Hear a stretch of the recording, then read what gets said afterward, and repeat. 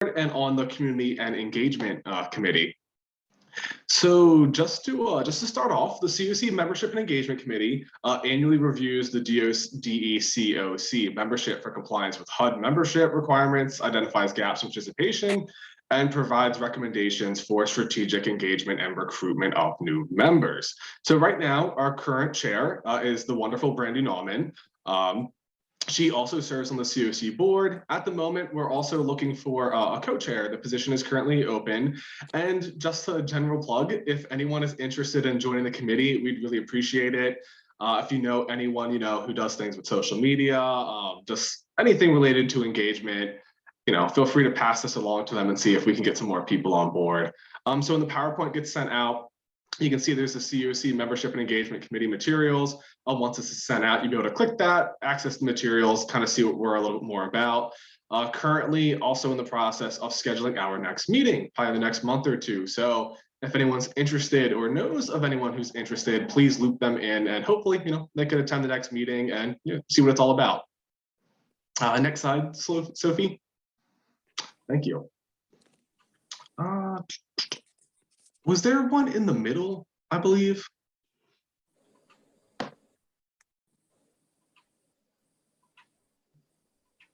I don't believe there was one in the middle. Yeah, I think we had one specific to membership drive, but no worries. Yeah, I'll just hop on that. Okay, yeah. So just Right, I think we're here. Yeah, no worries. So just real quick, some COC membership FAQs. So who we are. The DE-CoC is a community-based collaborative that ensures responsive, fair, and just approach to ending homelessness and strives to achieve fair housing for all. The COC board consists of 11 to 21 members elected by the COC voting membership. Board members are responsible for governing on behalf of the DE-CoC, leading the process by which the COC sets strategic goals and priorities to address homelessness throughout Delaware. We also have general membership. So anyone and everyone interested in addressing homelessness in our communities is invited to join the DE-CoC committees and attend COC quarterly meetings. And then quarterly meetings are open to the public and meeting schedules are available on the DE-CoC site. And then we also have DE, the COC voting membership. So voting membership tends to vote on critical issues regarding homelessness in Delaware, including COC governance, charter approval, COC board elections. Voting membership are required to attend all quarterly COC membership meetings and actively participate in at least one COC committee. Only one person, per organization can actually be a voting member.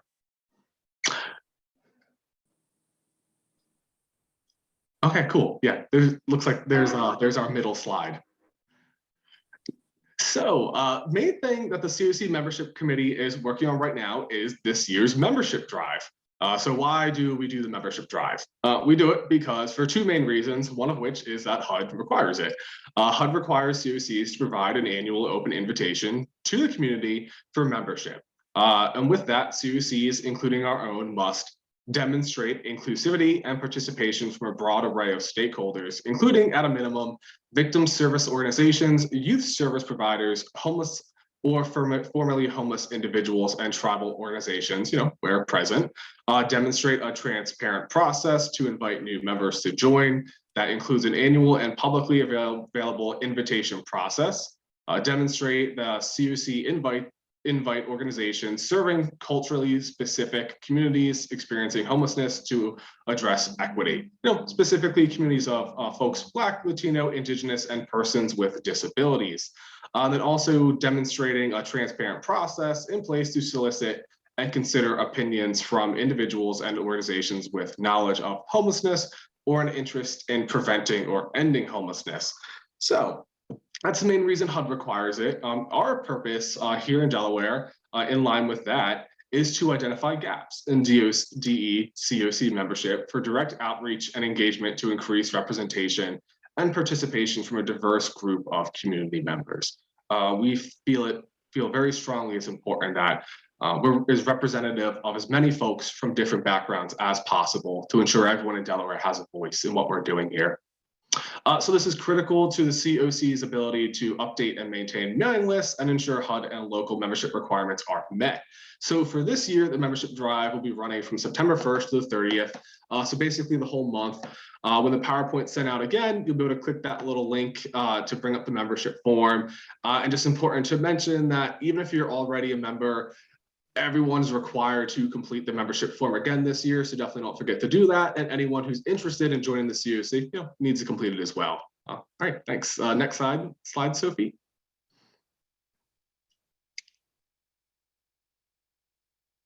Okay, cool. So I will pass it back to Erin.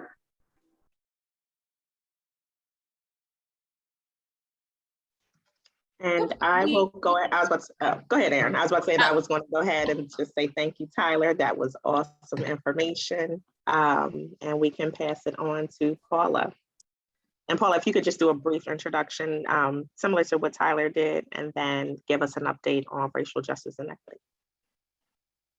Morning, everybody. My name is Paula Witcher, and I am the co-chair of the Racial Justice and Equity Committee. Unfortunately, Kim is unable to attend because she's the chair, but she's working on a closeout for her department. Before I get started, let me apologize in advance because my allergies are not being very cooperative. So if you see me sneezing, I'm having issues with my allergy. The purpose of the racial, sorry, let me bring it up, what Kim sent me. The mission of the Racial Justice and Equity Committee, basically it analyzes the negative impacts of homelessness on people and communities of color, identifies racial disparities in homelessness, and proposes action steps for moving forward to a more equitable future in the state of Delaware. Again, as I stated, Kim Ellis is who is the COC board member. She is the chair, and I am the co-chair. Currently, right now, we are in the process of planning a town hall meeting that will be open to the public. The purpose of this town hall is to hold people of elected officials, the housing authorities accountable for the lack of housing and affordable housing within the state of Delaware. As most of you may know, the rent prices have increased by more than 20%, which is making it impossible for people to afford housing, not only housing, but quality housing. We are inviting our key stakeholders will be elected officials, representatives from HUD, landlords, and property managers. We're going to have somebody who lived experience. We will have representation from the VA, as well as anybody who represents the housing authority. Like I said, this meeting will be scheduled, this town hall will be scheduled for September 21st. It will be held at Dell State, and the time is from 12 to 3. We are looking for people who are tech savvy and social media, also as well as those who are blogging. Our next meeting will be held next Thursday, the 28th at 2 o'clock. Does anybody have any questions regarding the upcoming town hall? This is Lisa Johnson. I do have a question. I'm sorry. Was someone else going? Yeah, I was just asking, could you please resend the meetings for the Racial Justice and Equity Committee? Our next meeting is scheduled for next Thursday, July 28th at 2 o'clock. Right. Is it in person or is it a Zoom? It's virtual. Can you please resend the link? Yes, we haven't sent out the link, but we will get the link out today. Oh, okay. Thank you. And my question, I'm sorry, my question was about the town hall. Will that be virtual? Will you have virtual capabilities, or do we have to come in person? We are looking at making it both in person and streaming it as well. Okay, and will the notification, it'll go out to everyone? Yes, it will go out. Yes, it will go out to everyone. We're also looking for somebody who has marketing skills so it can be posted, because we want this to be a general public meeting. We need to bring awareness to not just the people that's within this circle, but the general public as well, because as you may know, a lot of people are struggling with finding affordable housing. rent prices are going up. And, you know, we serve a population where we have a limit for our people that we serve have very limited income. And with these property managers and landlords requiring 3 times, your income has to be 3 times what the rent is, a lot of people are unable to afford that. If you look at your senior citizens who's only receiving Social Security, that's their only source of income. They're not making, their income is not 3 times what the rent is. They don't have the ability to increase their income. Just as the same as for the population that I serve, the homeless veteran population. If somebody is on SSI or they're 100% disabled, they don't have the ability to increase their income. There are some members of the homeless population that do have that ability to increase their income, but for many, there aren't. And same thing will apply to anybody who's within HUD-VAST. If you're in HUD-VAST, which basically essentially is Section 8, you know, their income has to remain within a certain guidelines. So we need to address this from all angles, from every population in regards to the lack of housing. You know, the rent prices right now, they have efficiencies going for like $1,000. 1 bedroom is going for $1,300. 2 bedrooms are anywhere upward from $1,500 to $2,000. So this is what we need to address. And then there's also the issue with you have a lot of homeless college students that a lot of people in the community are not aware of. So this is another issue that we want to address, which is why we are partnering with Del State, because a lot of people may not know, Del State has a lot of homeless students. So this is stuff that we want to bring to the public, and we want to hold these elected officials accountable and to get their take on it to find out, well, what are you doing for the state of Delaware? What are you doing to address the increase in homelessness? Thank you, Paula. And I just want to reference one of the comments from Keita. She stated Sussex Housing Group had a really great panel similar to, I guess, what we're doing, and to reach out to Katie Miller at Sussex Habitat. Keita, do you have her information? Yeah, I have her information. I can put it in the chat, or I can connect you, Paula. Okay, thank you. And the reason why we chose Del State is because we didn't want to have the same meeting 3 different times. So having it in Dover makes it convenient for anybody from Sussex County to attend and those in Newcastle to attend. So we wanted to make it fair to everybody. So it can be, so we just don't want to, even although Newcastle County is the biggest county within the state, but oftentimes, and most of the time, Sussex County is always the last to get information. So we want to make sure that we address those people down in Sussex County and even those down in Kent County. So, and because, like I said, even though within Newcastle County, everybody seems to always focus on the city of Wilmington. Newcastle County is bigger than Wilmington. Now, Newcastle County goes all the way down to the bridge. So we want to make sure we incorporate everybody into this town hall. Thank you, Paula. And there's a couple more comments. Will COC members receive information? Yes. And, hold on. And Stacy was sharing information as well about our home-based drop-in center is open for homeless youth 18 to 23. In the interest of time, we should move on. We will definitely send everything out about the town hall, and anybody is welcome to join the meetings and stuff for planning for that. Yes, and we're going to move on to Advocacy and Policy with Nick and Tony. Thanks, Dana. Yeah, I guess with our introduction of our committee, pretty self-explanatory. We help develop the COC's advocacy agenda. I kind of have the bad part of our presentation, and Nick gets to talk about the exciting stuff. But just as a recap of some of the legislative work that we've been doing, Unfortunately, I think as probably most of you are aware, both right to representation and the source of income discrimination bills failed in this session. So, despite that disappointment, we're looking forward to, continuing the work on those, two really important bills, in the legislative future.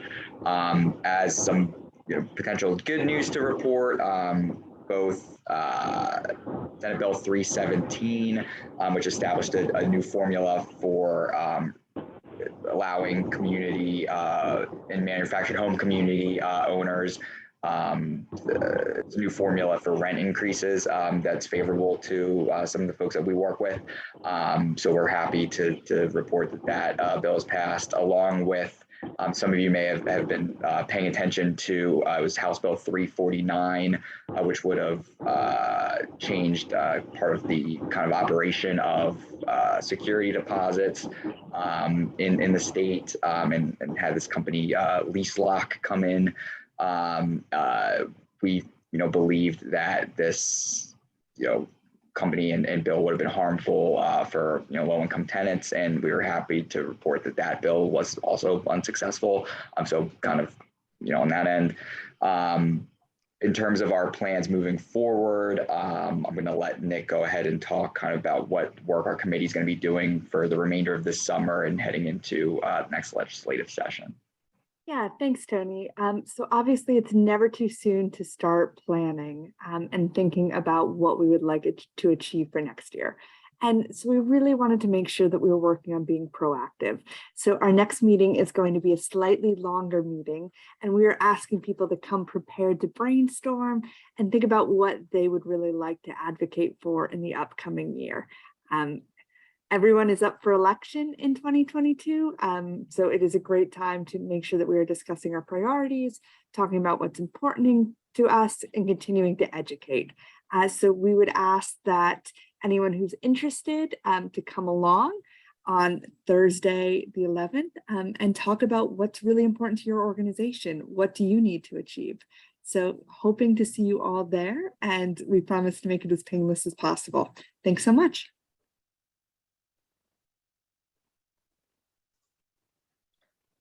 Any additional information for advocacy and policy, or any questions? Thank you. So, I'm sorry, Dana. Nick, can you make sure that Kim and I are in right to attend that meeting on the 11th, please? Absolutely, we'd love to. And yeah, I forgot to tell everybody that the town hall is a joint event with the that policy and advocacy committee as well.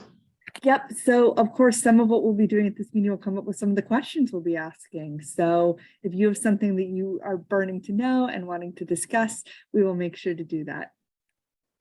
Thank you so much. Moving along to centralized intake with Marlena Gibson, and if you could also just give a brief introduction.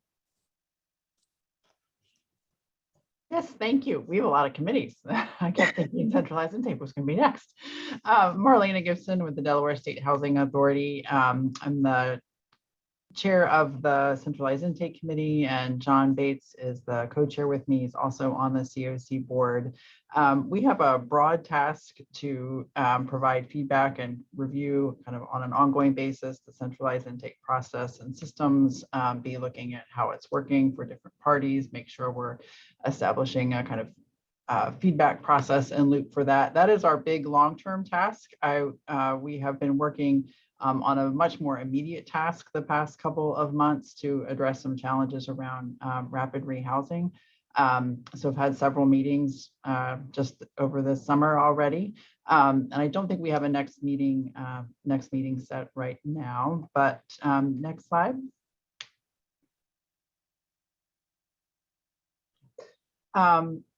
So the immediate issue that we've been working on is around the rapid rehousing standards and addressing some challenges that have come up through that in response to the COVID-19 crisis.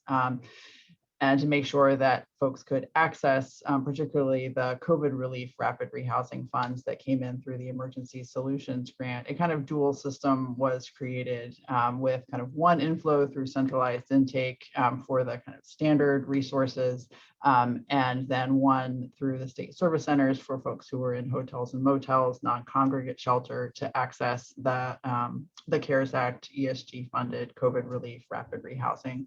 That other resource kind of has been running out in some spots, and need to make sure that there's overall access to all of the resources and kind of try to bring that back together.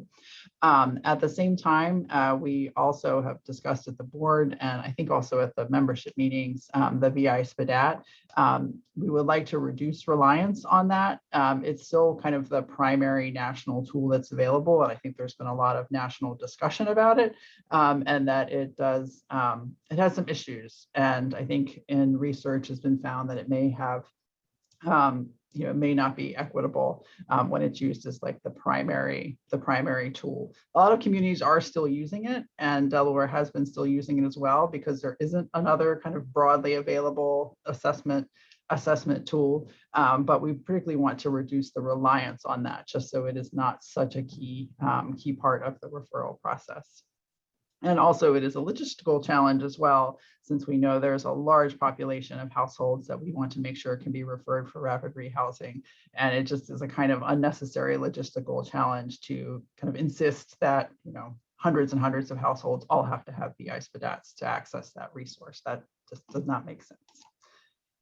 So our task has been to come up with a plan to address that for the rapid rehousing standards and present to the board, which is what we've been working on. And I think we have come up with something that will get us there.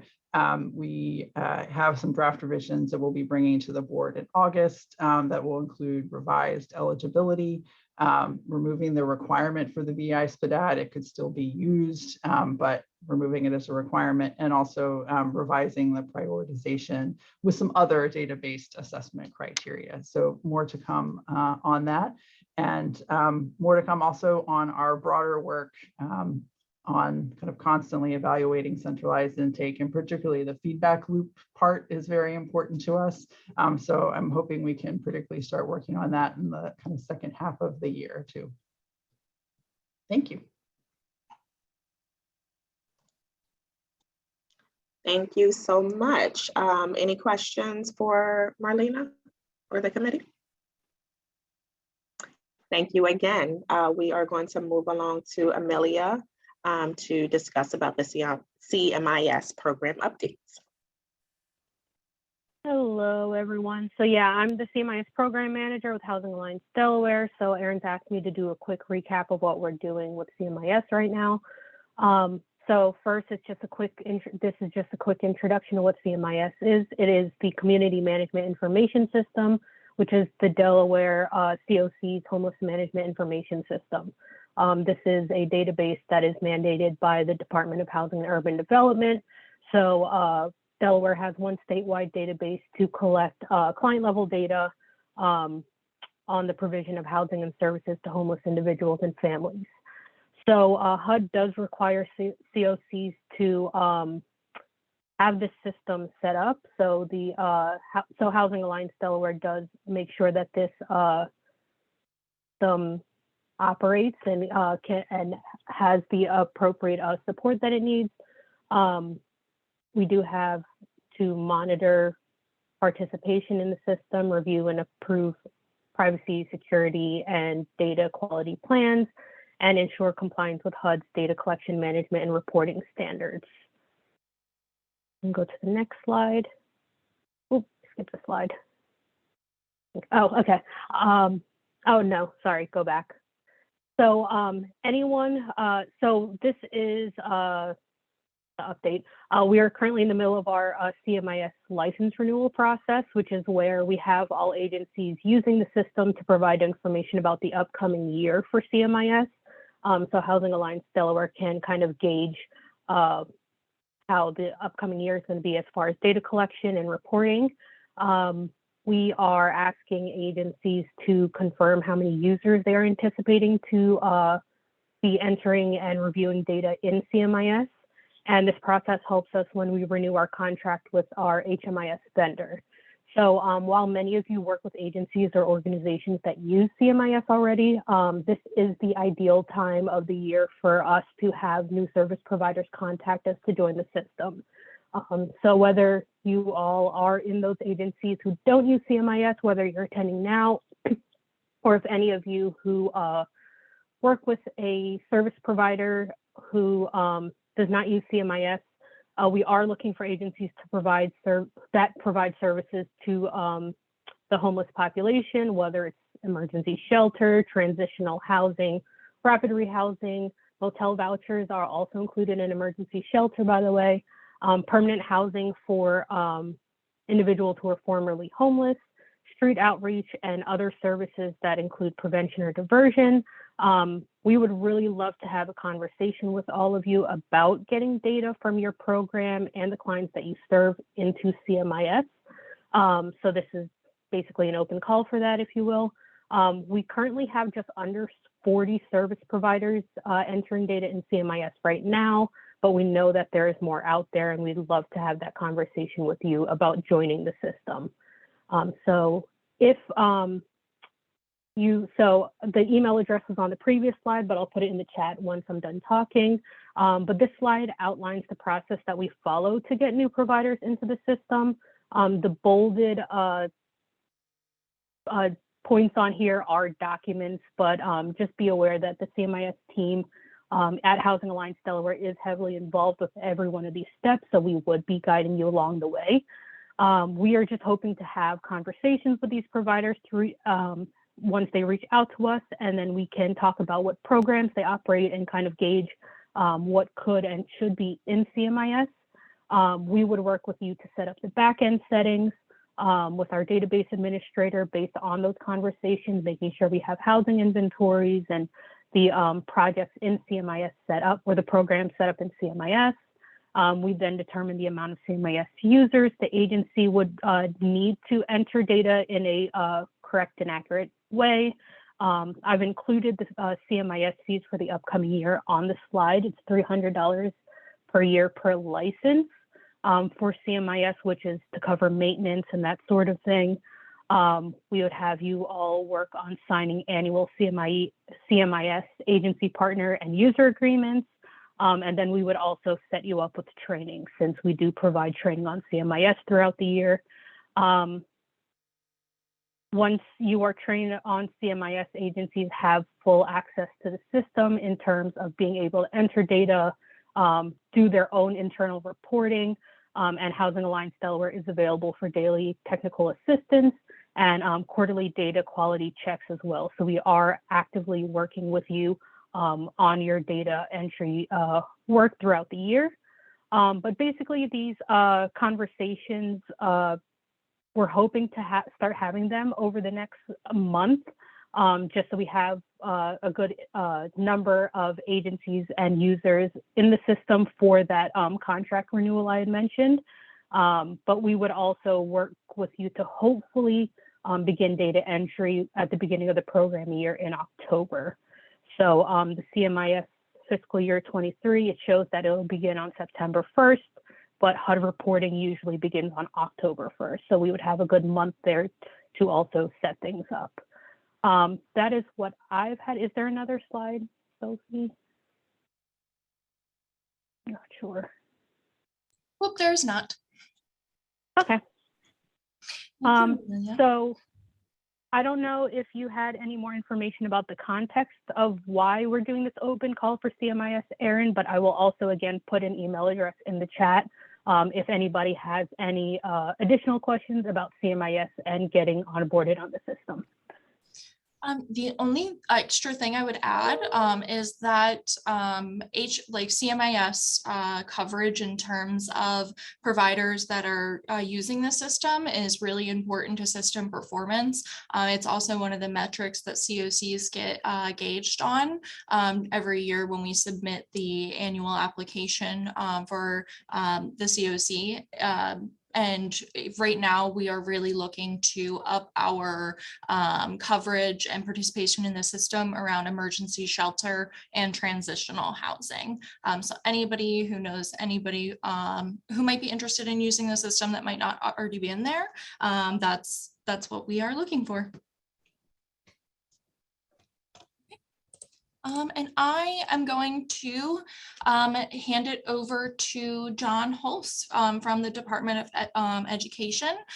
He works with the homeless liaisons, and he's going to talk a little bit about the upcoming school year and how we can support students who are experiencing homelessness.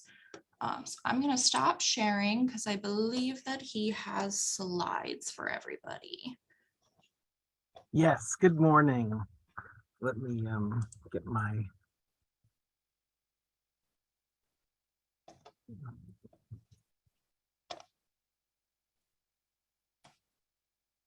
so let's see here. Sorry about that. I think I have to do it a different way. Here we go. Okay, I think you can see my slides now. My name is John Hulse. I'm from the Delaware Department of Education, and I'm here to talk a little bit about a Mckinney Vento, quick refresher about what we're able to do for the educational needs of students who are experiencing homelessness and how the general community can help us out with that. So I'm gonna kind of go through kind of quickly, but I'll show you where some resources are located, and I'm happy to be here.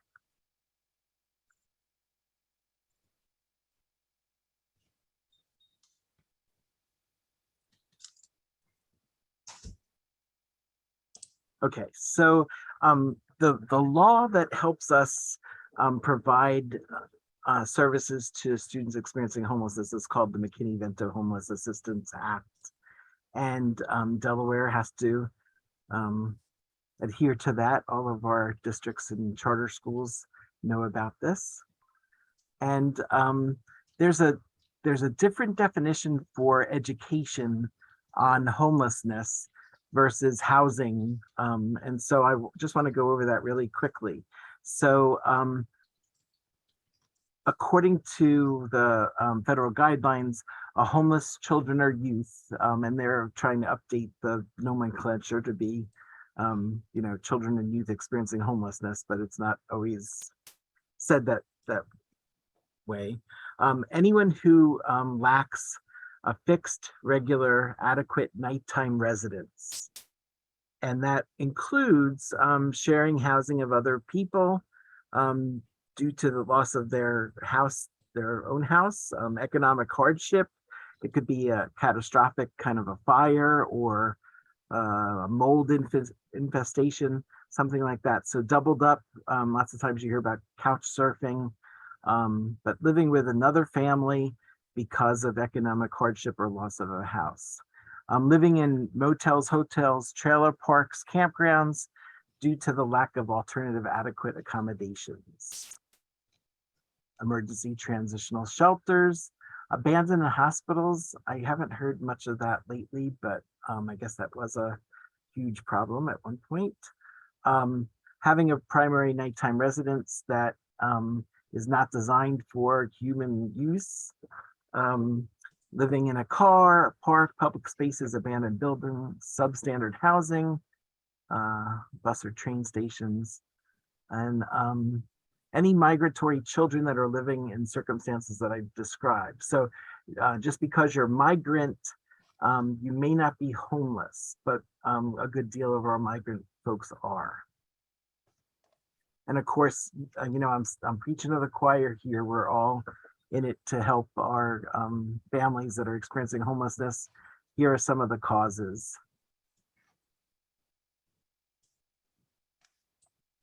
And potential warning signs. Now we have a mandatory annual training that every staff member, every public school staff member has to take. Whether they're new, they get a introductory training, which is about an hour long. And if they've seen it before, they get a half-hour refresher. So hopefully every educator knows what to do and how to make sure that families, children experiencing homelessness get the resources that are available to them. Here are some of the barriers to education for homeless children and youth. It's really important that our frontline staff, the secretaries in the building that, greet and welcome new enrollees, know to be listening for some of the things that the families might say, like, they're moving into the district because of a fire, they've lost their job, so they're living with their brother's family. Lots of people don't realize that that qualifies for homelessness and that there's some services. And of course, one of the greatest services that we provide is transportation back to the school of origin. If it's not too far away, then they can continue, students can continue their education with their teachers and peers that they know. And so that's a wonderful thing. I'm getting a little ahead of myself. Here's impacts of homelessness in children, on children and youth. So the bottom bullet is the saddest one. A youth who experiences homelessness is 87% more likely to drop out of school. So Delaware has some regulations for high school graduation that allow any student who's experienced homelessness during their high school years to have to meet the state requirements for graduation, not any additional district or charter school requirements. So once they've experienced homelessness at any time during their high school years, their requirements for high school graduation or the state's requirements. So that's helpful. We also try to provide more transitions to college. It's really tough. The number of students experiencing homelessness that are successful in college is really, really low nationwide, but we're trying to work on that. Here is school year 2021 data. We had just under 3,000 students in Delaware experiencing homelessness. Once a student experiences homelessness for a school year, even if they become permanently housed, they still can receive those services for homelessness, and we keep them on the books. It's during summer when we kind of roll over things and recheck that all of our students that are marked as experiencing homelessness still are experiencing homelessness. So as I said, even though residency requirements might have changed, they can still attend schools that they were before they were experiencing homelessness. And also, like if a family is moving into the state and they don't have their school records or their medical records, they don't have anything. Once the school hears that they're displaced, that they're experiencing homelessness, all those records are not required for enrollment. They will be obtained, or as many of them will be obtained after the fact. We know that every student that is in school is safer than students that are out on the street. We want to get them in a safe spot and then get the paperwork that we'd like to have. And every district or charter school has an LEA homeless education liaison. Some of our bigger districts have more and more students. We have some charter schools and some smaller districts that don't have any identified students. So in some cases, the districts have one main LEA homeless education liaison, but have someone trained in every building. I work with Housing Alliance Delaware. I was trying to get in touch with Marjorie. And Thank you. that education liaison might be doing other things. They usually are. Lots of them are counselors, some are school nurses, some are administrators. There's no requirement of what they have to be doing, but they have a lot of responsibilities. So they have to make sure that as the students come in, that they are identified and that they have full opportunities that all the other students are having. And all the other services there, once a student's identified as experiencing homelessness, they're automatically on the free and reduced lunch list and don't have to worry about paying for meals at school. Also, we try to let parents know about some resources in the community. One of the things that our LEA homeless education liaisons are trying to do is to reach out and know some of the community resources that are available for the families. Sometimes we do a better job of that at different times of the year and depending on the different liaisons than others. So it would be great to, I'm going to show you where the list of the education liaisons is. If anyone wants to reach out to them and say, hey, we're here, that would be wonderful. And public notice is supposed to be made within the community. So you might have seen homeless education posters. They're, I think the latest version is mostly a white background with like a purplish pink accents and some photos of kids and families. And basically it tells what qualifies for homelessness and also the contact information for the district or charter school liaison as well as the state coordinator. If there is a dispute about whether a student qualifies for homelessness or whether they really are entitled to go to one school or another, that's all handled by the LEA education liaisons. And there is an appeal process if it gets to that. Lots of times, some people may be misinformed. There's really only two choices of a place that a student can go.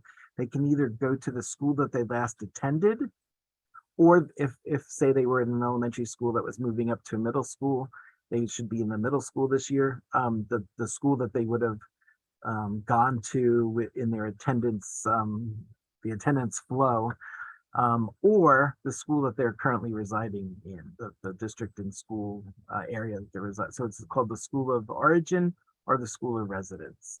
They don't get to pick a different school, that we'd like to go to this cherry blossom school or something. And transportation services are set up. Sometimes if they're in the regular bus routes, they would get just the regular bus. But if students experiencing homelessness need transportation that's outside of the district to come and get them, sometimes vans are used, different school transportation.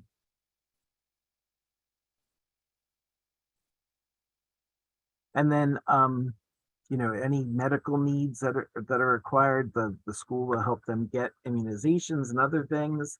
Also, they're gonna help if a youth isn't with their family, they're by themselves.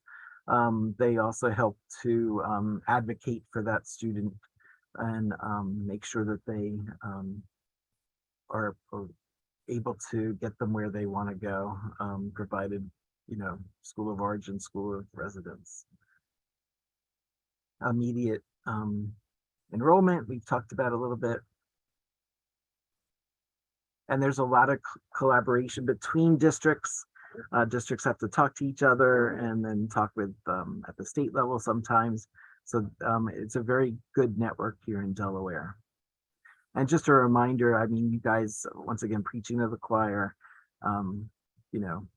we're just one step away from maybe being homeless ourselves. So, it's nothing to be treating anybody differently.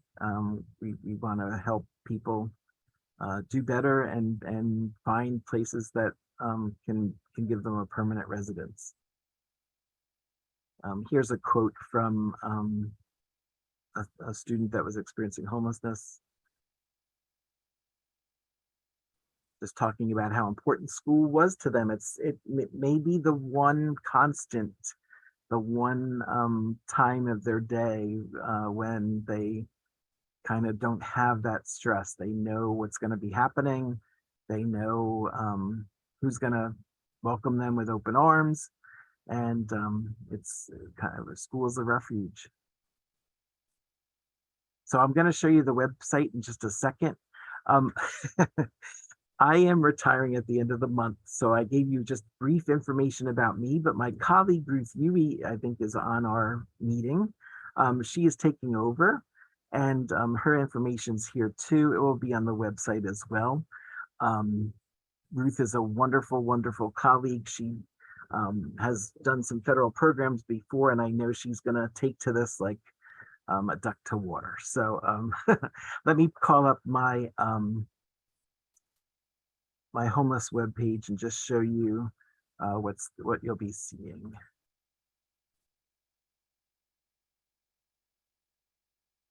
I think you can see that now. I forget if I'm sharing. Let's see.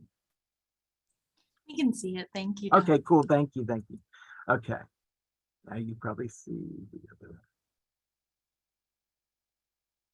Okay. So.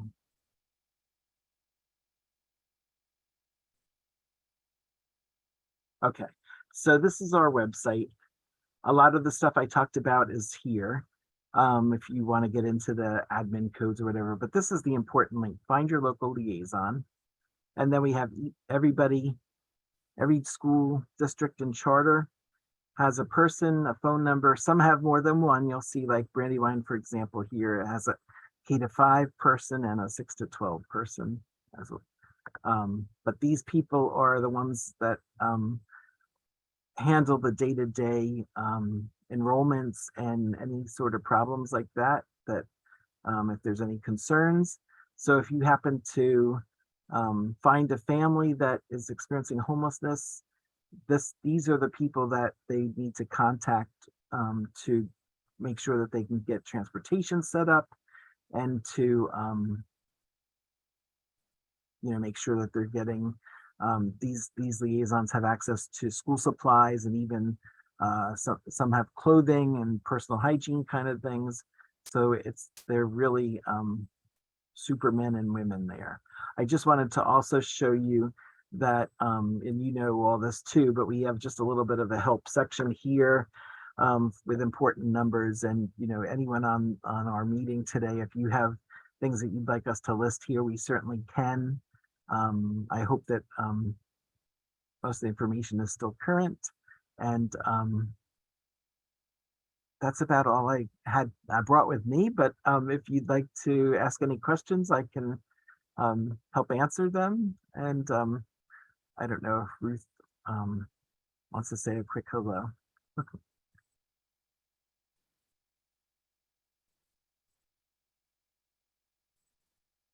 Hi, good afternoon, everyone. Just a quick hello. I'm going to miss John terribly. We've worked together since 2005, but I'm looking forward to meeting each of you and working with you in my new role.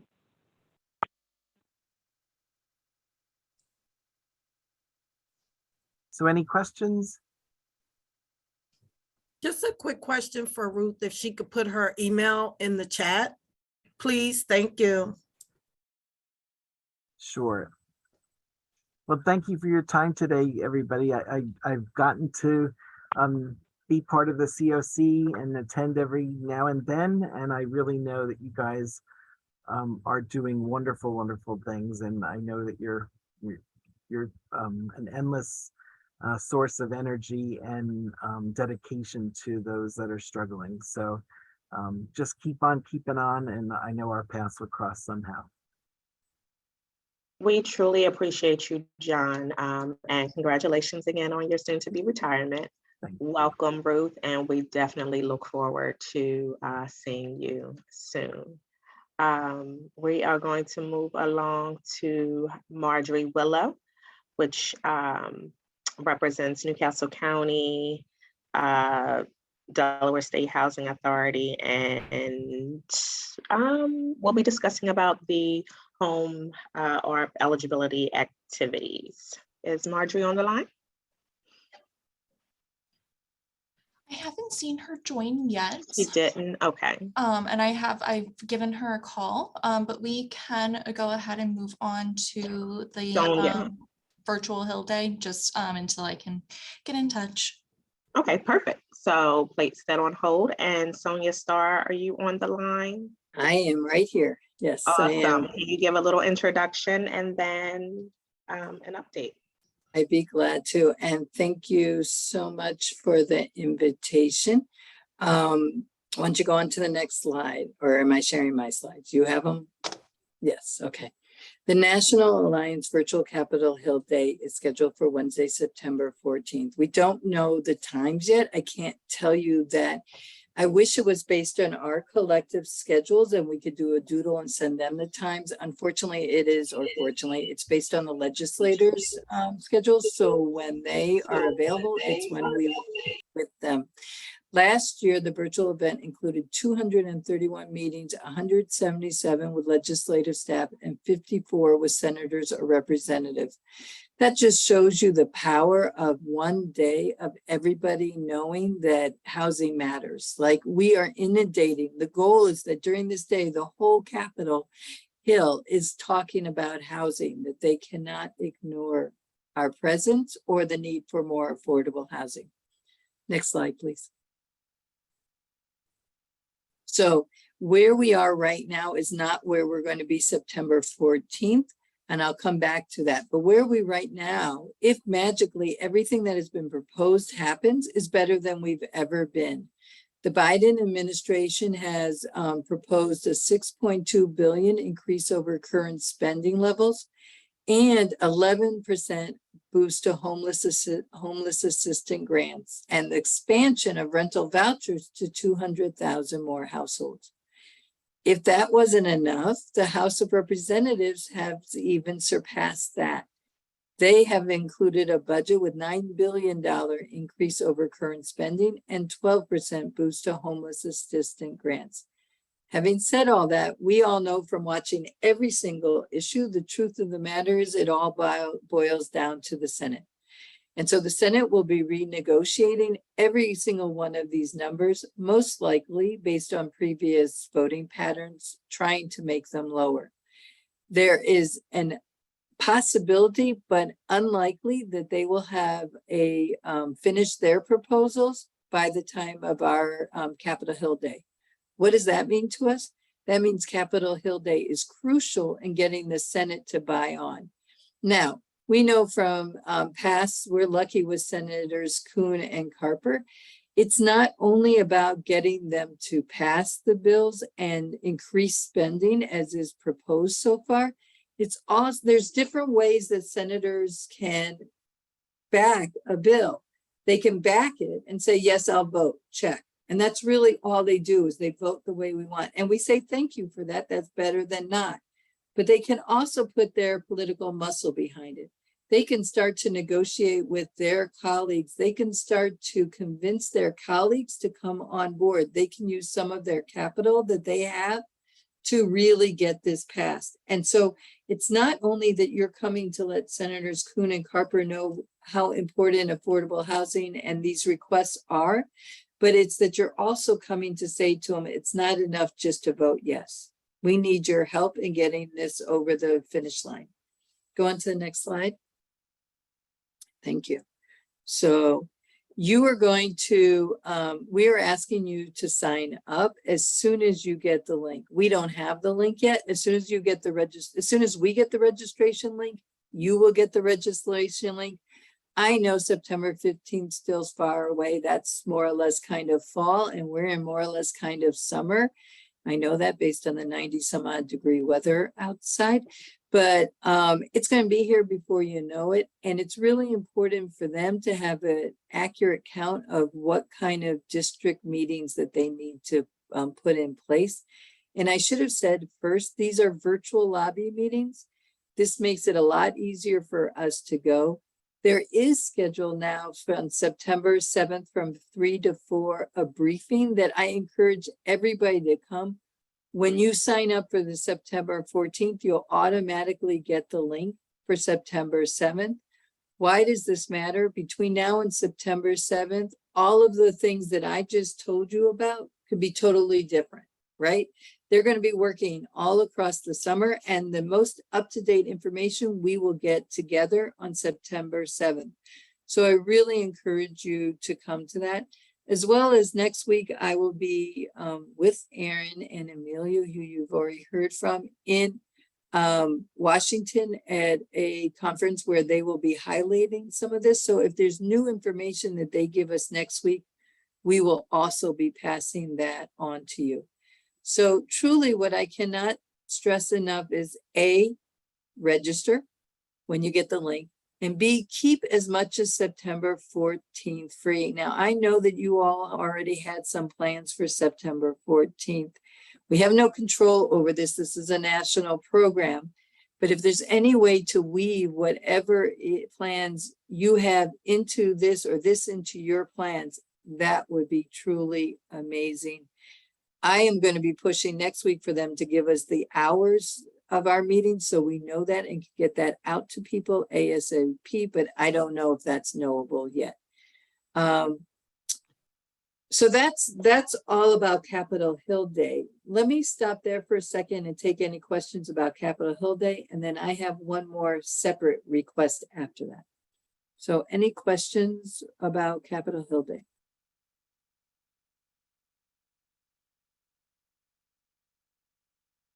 Okay, so my request is that I am looking for 1 or 2 volunteers. Not necessarily professional staff. You all have cadres of volunteers behind you. It can be professional staff, but it also for sure can be a random volunteer who's looking to give to the community, who does know how to use Excel and Word, doesn't mind some data entry, mind-numbing kind of work.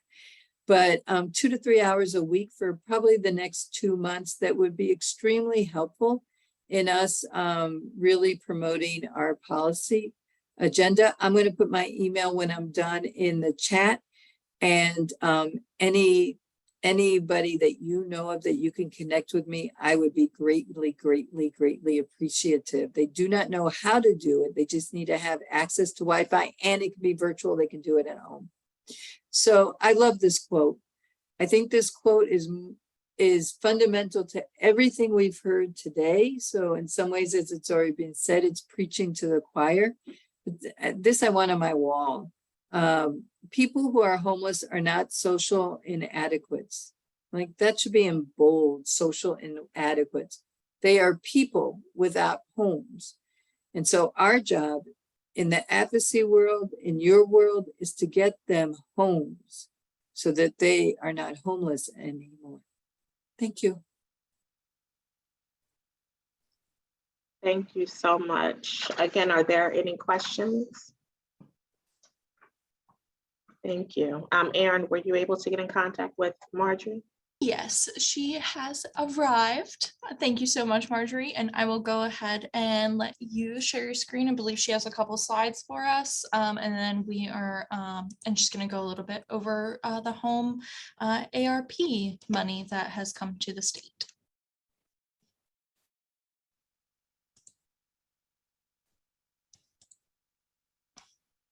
Thank you so much. And I do apologize for being so tardy. I am going to give me 1 second, and I was trying to set it up, save some time. Okay.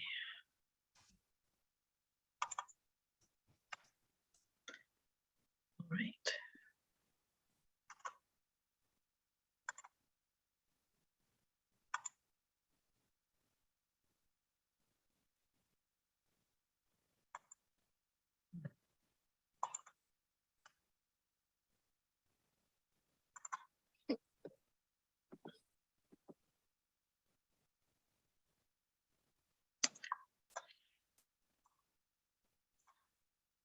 Okay. Can you see my screen? Yes, we can. All right. So thank you very much for having me. And this is a presentation, and some of you may have seen it in other meetings that you may have attended over the last couple of weeks now.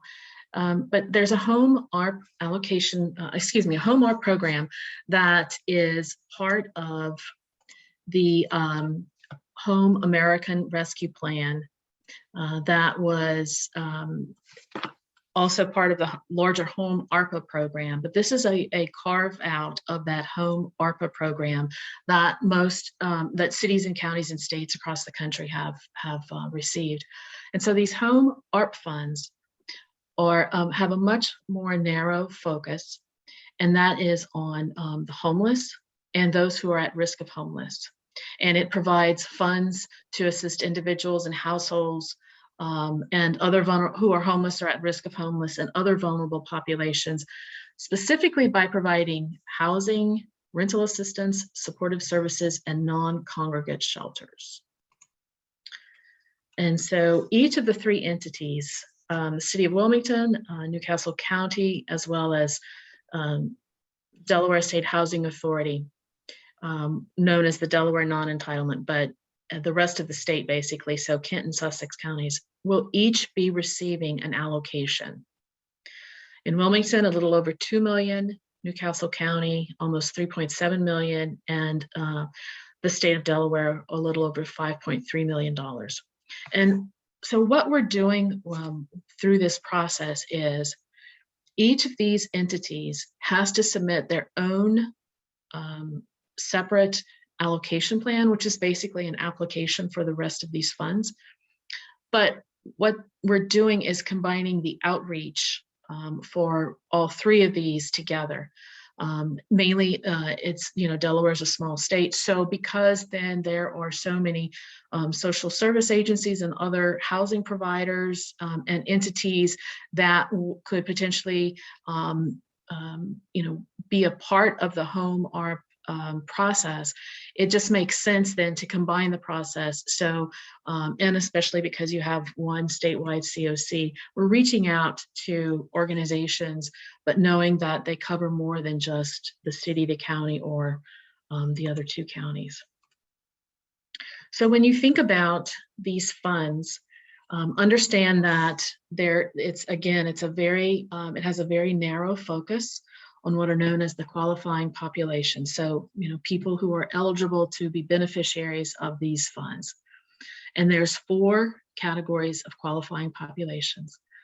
The first is those who are homeless, and the second is those who are at risk of homelessness, and those are both as defined in the Mckinney-Vento Act. The third qualifying population category is those who are fleeing or attempting to flee domestic violence, dating violence, sexual assault, stalking, or human trafficking. And then there's a 4th catch-all category that would include other populations who don't qualify under one of those 3 previous categories I just described, but do meet one of the following criteria. So these are other families requiring services or housing assistance to prevent homelessness, and then those who are at greatest risk of housing instability, meaning they're maybe they're 0 to 50%, and they're paying more than 50%, up to 0 to 50%, and they're paying more than half their income on housing costs. And also could include those who are at risk of losing their housing within 14 days.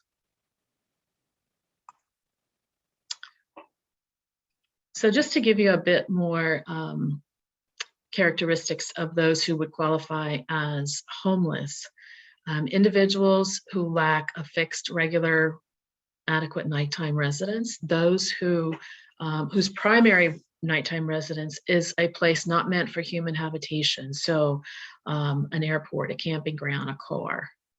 Individuals living in shelter designated to provide temporary living arrangements only. An individual who resides in a shelter or place not meant for human habitation and is who is exiting an institution where they were temporarily residing. And then finally, an individual or family who will imminently lose their housing, including housing they own, rent, or live in without paying rent, or they're sharing with others, and it's an unstable situation, or they're living in hotels and motels.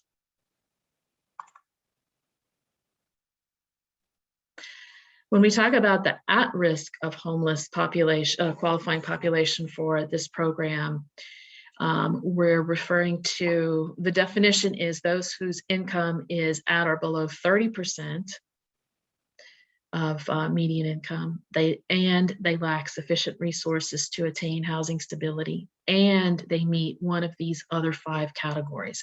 So someone who has had multiple moves in the last 60 days, they're doubled up because of economic hardship and living with others. They're living in a hotel or motel that they have to basically pay on their own. It's not being paid for a public entity or a charitable organization. They live in overcrowded housing, or they're exiting an institution such as a jail, a prison, or psychiatric hospital.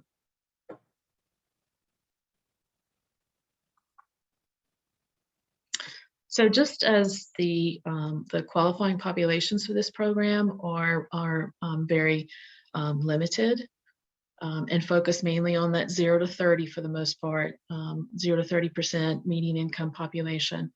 The eligible activities are also, as categories, very specific. And there's 5 categories of eligible activities. The first one is the production or preservation of affordable housing. So this can be building housing, affordable rental housing from scratch. So, acquiring land or demolishing a structure and building housing, or it can also involve acquiring a structure that is that could be feasibly converted to affordable housing. So whether no matter how that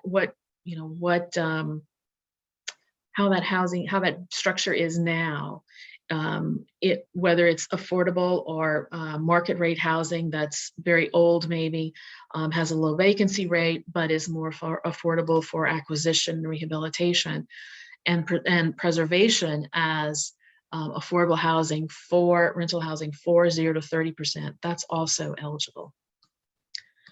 The second category is tenant-based rental assistance. The third is supportive services, homeless prevention and housing counseling. And this category is actually very broad, and it includes a very long list of eligible supportive services. And these would include those services that are necessary in order to keep people housed, maintain housing stability, as well as provide other services that they need, whether it's just to, remain on medications and maintain the lease where they are, or if it's going as far as trying to perhaps get job training or educational training, whatever services that would be needed to help them improve their quality of life and keep their housing. The fourth category is the purchase and development of non-congregate shelter. And when we talk about non-congregate shelter in this sense, it's a room, so a bedroom with its own private bathroom. In some communities where we're working, they're looking for maybe an older motel building, just as an example, that might have closed during COVID and has a really great layout for non-congregate shelter. This program, so you can either purchase property or you can actually develop new non-congregate shelter facilities with this funding. The most important thing to remember, though, about this particular activity is that you can use the Home ARP funds to create that non-congregate shelter, whatever that looks like, purchase, development, rehabilitation. But Home ARP funds cannot be used for the operation expenses associated with that non-congregate shelter. So you would have to look for other resources, whether it's ESG or some of the CV dollars that might be available, or if there are organizations that have funding for supportive services, but only the structure itself would be an eligible activity under this program. And then the fifth category is a bit unique in that nonprofits who apply and receive funding for one of those first 4 eligible activities I just explained could also apply and potentially receive funding for their own operating and capacity building in order to carry out one of those first 4 activities.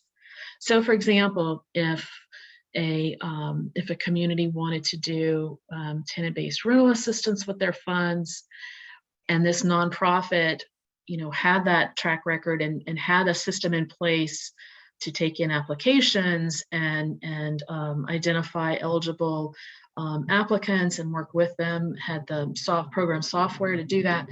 But in order to handle an infusion of new money to implement a tenant-based rental assistance program using HomeWork funds, they needed, for example, 2 additional staff people. That would potentially be an eligible activity under this program. However, a nonprofit cannot apply just for the operating and capacity building funding if they're not getting funded for any of the other 4 activities. It's only related and goes hand in hand with one of the other 4 activities. So I will stop sharing.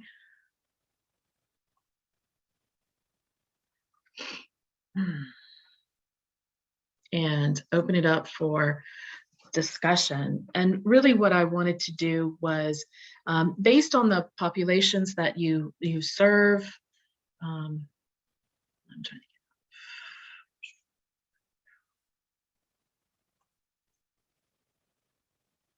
I'm sorry, I just want to get to sharing, my whole screen again.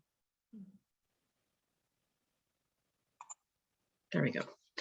All right, so based on the populations that you serve and the kinds of affordable housing and supportive service needs they had, we just wanted to have, an opportunity to give everyone on this call the chance to tell us what those needs are.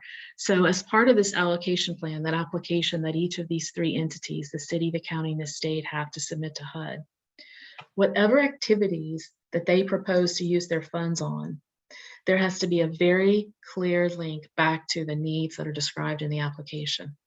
So for example, if there were a lot of your clients that you work with just need a tenant-based rental assistance in order to get housing, but as part of the needs assessment in the application, we describe how there's simply not enough affordable rental units or landlords participating in a rental program that would accept vouchers, the tenant-based rental assistance.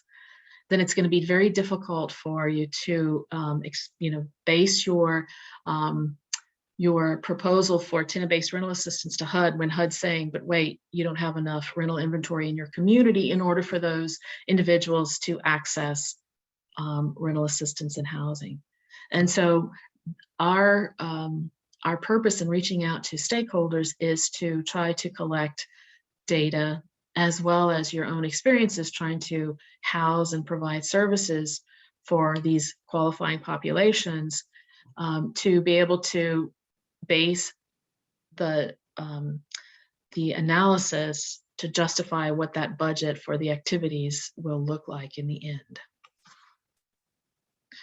So I'm going to stop talking, and if anyone wants to maybe start off and give us an idea of what kind of needs or what are some of the experiences of your clients as you're trying to provide assistance to them.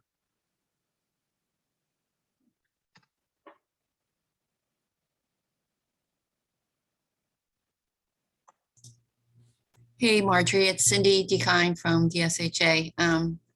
To help get the discussion going, the survey has been sent out by the Housing Alliance, and we've sent it out as well in numerous places. But here's your chance, everybody. Here's your chance to tell us on the statewide level, Newcastle County or the city of Wilmington, what are the biggest needs for this funding for the populations that you serve. So you can take the survey, or you can give Marjorie a few of your thoughts right now. So let's hear it. Marjorie, it's Jen Parsons. I have a question. The supportive services, would that be for case management as well? You said that was a very broad range. It is, and it's case management, employment training, on the job training, childcare services. It is very broad. And I'm just going to try to pull up a sheet here. On a previous call in Delaware, somebody asked if even transportation was eligible. And I've since looked it up and found that transportation is eligible, but it's more, it's limited to things like an agency van, not trying to get a public transit line extended or a bus shelter in place. But it is a very broad category.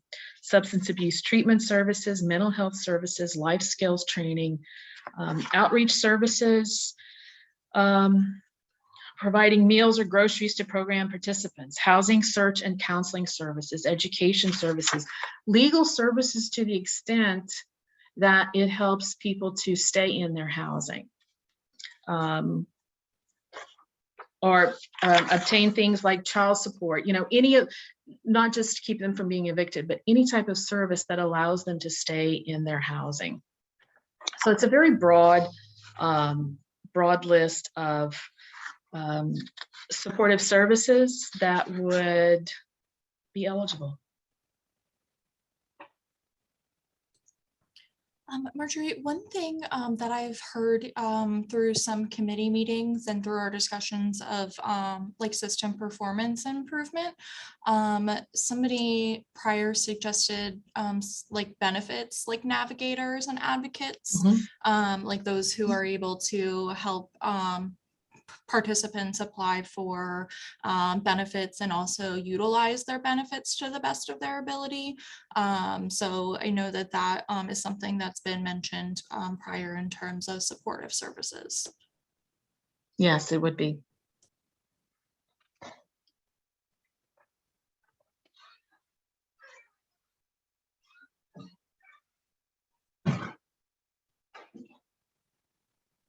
I'd like to know if expungement services is a service that could be offered through the program. A lot of the single homeless individuals have criminal backgrounds that prevent them from becoming stably employed to better be able to secure housing.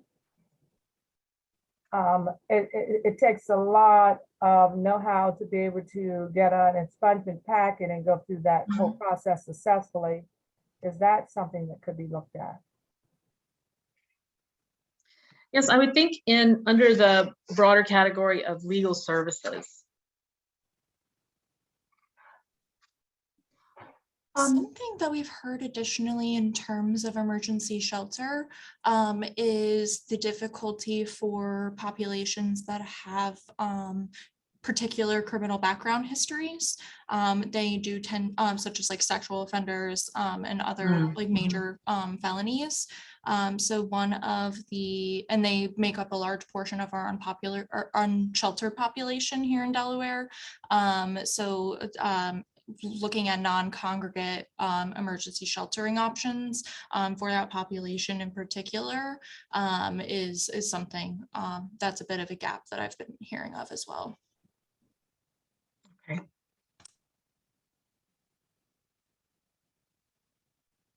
Thank you.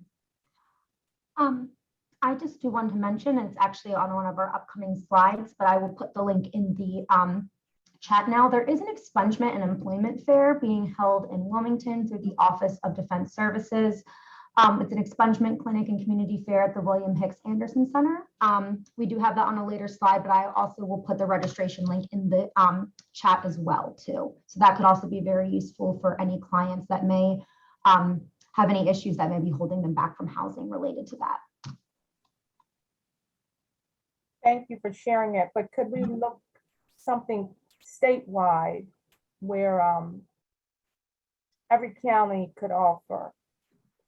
Because as Ms. Gallagher said, that population that has that extra baggage, so to speak, of the criminal challenge is really underserved because there's not a lot that can be offered to them.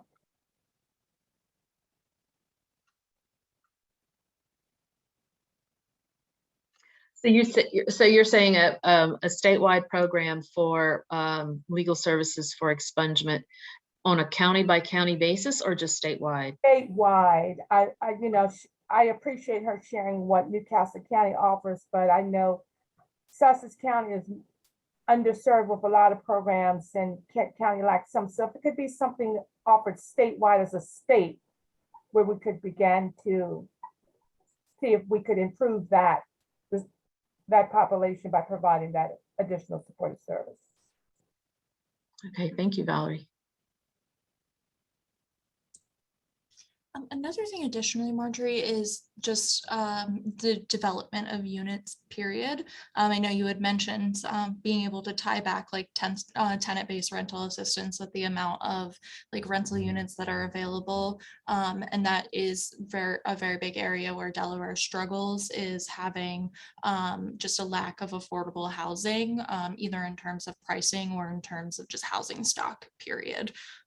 So if there was any type of way that we could work in development of actual like permanent affordable housing units. Okay, sure. Thank you.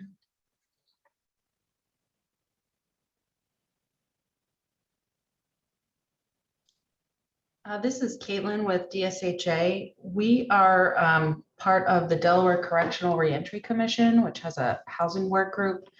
And we're currently trying to get some preliminary stats from DOC about the number of people returning to the community who are unhoused. So hopefully we can get that data pretty soon, but I would love to see, at least a small set aside of resources for folks that are coming directly out of prison who don't have a stable place to live.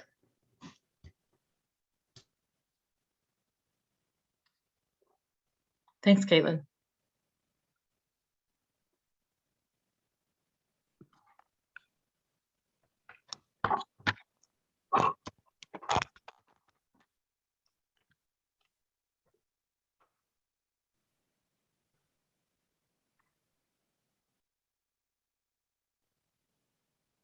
Chuck, you unmuted. Did you have something to share? Yeah, I would wholeheartedly agree with the person who spoke two people ago. One of the things that we have seen with the clientele that we've been working with since the pandemic is that there are folks who have had multiple homeless situations over the years. They are not new to the system. I think that there's a definite need for housing that can be used by families. And I know we've talked about families, we've talked about reentry. The need is so monumental that almost every subgroup is having issues, including the DV population, et cetera. So whatever we can do to increase the actual housing stock, whether that be working with nonprofits. I know the city was, and I don't know all the ins and outs of it, but the city was trying to get the ability to get some more houses, and they've got a couple of programs going now. Some of those nonprofit types of programs that can take 1 or 2 houses so that we can increase the number of folks who are out there working on some of the vacant properties would be really helpful, because it takes a much longer time to start some of these other projects from scratch if you're talking about acquisition and so forth. So, anything that we can do to increase the housing quality and quantity would be wonderful. To follow up on that, Chuck, that's actually been a large discussion and wraps into the rapid rehousing standards update that we went over earlier. One of the main things that I've heard from a lot of providers is that they have the money to be able to house people, and they have the resources from the pandemic to be able to house people, but there's just nowhere to put them. We've hit a bottleneck in our system where there's just not enough availability for everybody who is in shelter or transitional housing or waiting for rapid or permanent supportive. And I will, let me, go ahead. I'm sorry, you can finish your thought. Yeah, I was just going to say anything that would help making connections with like John Holtz's program. What the one thing that we have seen with folks in hotels and motels is the children are really behind educationally. So building in some of the supportive services for that, including educational and after school and that kind of thing, in any projects would be very, very beneficial, because, you know, not only were kids behind because of the pandemic, they were behind before they got there, many of the homeless families. Thank you for that. I think you had, oh, sorry, go ahead. So to add to that, I agree, right? There is a lot of funding out there that we already have in regards to being able to place, individuals. But one of the things that Delaware in particular, and I'm only speaking of Newcastle County, I'm not too sure about downstate, but that we need to do better is engaging the landlords.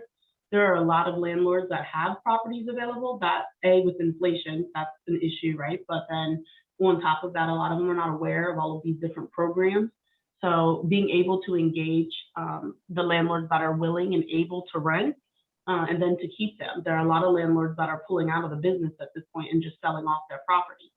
So if there needs to be some landlord engagement, in my opinion, we work really closely with a lot of landlords, and the ones that we used to be able to really kind of engage and get clients, into their units is becoming increasingly more difficult, mainly because of inflation, but then also they don't want to participate in a lot of our programs. So whether that's Wilmington Housing Authority or the SHA or anyone, but they're not getting paid on time. We end up finding out, and even though there are programs with funding available, the landlords still aren't getting paid. So there's a lot of issues on that side of it also that I think we should hopefully be paying a little more attention to also. Thank you, Stacey. And for this funding, was outreach services only part of the supportive service line item, or is street outreach able to be a separate? Is that like a separate eligible project type? Because that is something that we struggle to keep at an effective level in the state. We do have a decent amount of outreach in terms of our mental health and substance abuse, but we do tend to struggle with that area, that intersection between homeless individuals that don't have mental health or substance abuse, and just having no other qualifying factors other than street homelessness, programs that are directed towards that. That's a question I can't answer right now, but I will look into it and try to respond to you, Erin. Awesome, thank you. Mm-hmm. I have a question. Is any of this money available to improve or work with the payment standards that HUD offers? No, to get a rent reasonableness study done, no. But if you mean, is that what you mean? The payment standards vary by county, right? And sometimes the payment standards are pretty low when folks need assistance with getting and keeping a voucher or some stable housing. Yes, these funds could not be used for that. There has to be while that would be beneficial, it has to be a more direct benefit to the qualifying populations. Okay, thank you. Mm-hmm. Marjorie, do these have to be used for new programs, or can existing programs apply for funding to be folded into something else they're already doing? So if they're like an ESG funded shelter, or like a COC funded rapid or permanent supportive provider that might need more case management services in terms of helping stabilize or providing the level of services needed in the projects, do we know if it has to be new projects, or if it can supplement existing ones? I think that I think it can supplement existing ones. In the case of the example I used earlier, where if, just by virtue of having more funding available, because so many organizations right now or either at capacity or overworked and without enough funding, by this new infusion of money would require them to need additional staff. That would, I think that would make it eligible. But again, I'm going to check on this and get back to you so that everyone who might have this in mind has the correct answer. It's a new program with a lot of waivers and exemptions, and so I don't want to give a wrong answer. Awesome, thank you.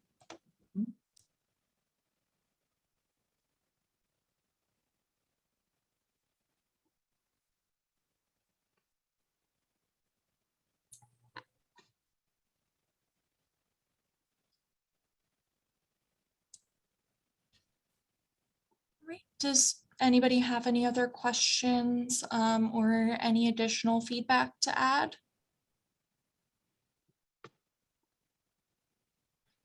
Okay.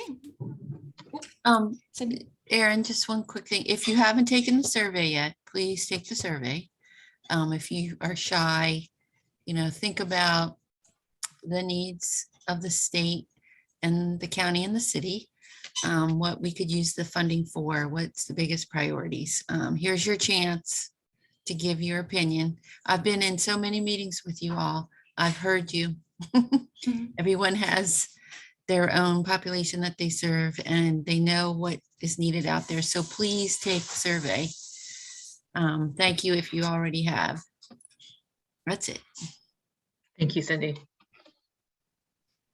Awesome, and thank you so much, Marjorie, for joining us today and letting us know a little bit more about what these funds can be used for, and for helping the state and get ready for it. Thank you. And again, I'm sorry about making you wait. I hope you had other business you could cover. It's no problem at all. Bye-bye.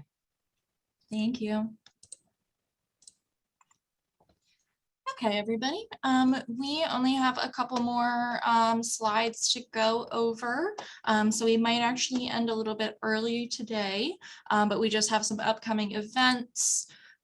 So the first one is the last iteration of our 4-part training series on creating rainbow shelters, which is about equal access and fair housing for LGBT+ individuals, is going to be next week on July 27th from 10 to 12. The registration information is here. It'll also be available on our website. And we also have links to all of the previous training materials for anybody who may not have been able to attend those. This is the information regarding the Expungement Fair that Sophie mentioned a little bit earlier. It is July 23rd from 10 to 2, and they are going to be assisting people with trying to get expungements for their criminal background histories, and also helping with employment services. This is related to the upcoming National Alliance to End Homelessness National Conference. They do allow listening sessions for those who are not able to attend, that are open for anybody. These are related to a myriad of different items that are relevant to several different populations in the state. So for family providers or providers dealing with rental subsidies, families in pandemic release might be something that would be helpful. Anybody who is having issues with HUD reporting, or anybody who is interested in joining a conversation about transitioning from the VI SPDAT. Like Marlena mentioned earlier, that is something that we are having active conversations with at the COC level right now, in terms of trying to find new standardized way assessment that is more equitable for access to services. There is an upcoming HUD webinar for best practices for completing the CAPER. So this is relevant to anybody who receives ESG or CDBG funding who may need to submit those going forward. The registration link is here, and that's also next week. There is another HUD webinar as well around fair housing. It's office hours, so all HUD funded projects have to follow fair housing rules and requirements. So this is just a topic to discuss that and potentially doing any analysis around fair housing and impediments to housing. So that can be registered for if anybody is interested. And then we have a resource here that has been put out for Homeless and Housing Resource Center. So building staff resiliency. One thing I think we've all experienced throughout the pandemic is a level of burnout and compassion fatigue and just difficulty throughout the last 2 years in working with clients who are in even more of a crisis situation. So this is just a resource for providers that are interested in beefing up their supports for their staffs and building program models that allow for that.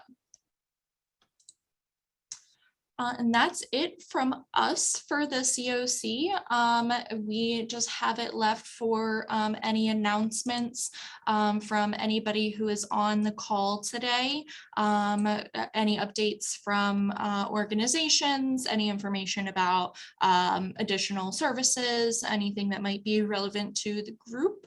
Other than that, that was all I had for you guys.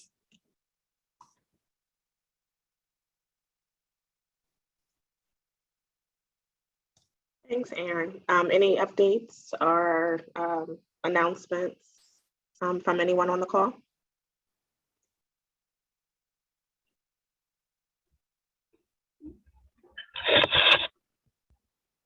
Good morning. I just wanted to introduce myself. My name is Carolyn Kelly, and I'm the new Executive Director of Family Promise in Southern Delaware.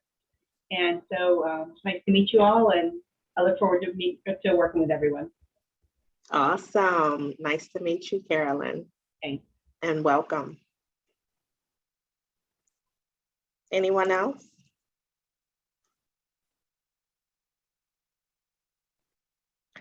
Okay. Erin, are we good to adjourn? I believe so, Dana. All right, we are going to adjourn this meeting at 11:47. I want everyone to have a wonderful day, weekend. You take care.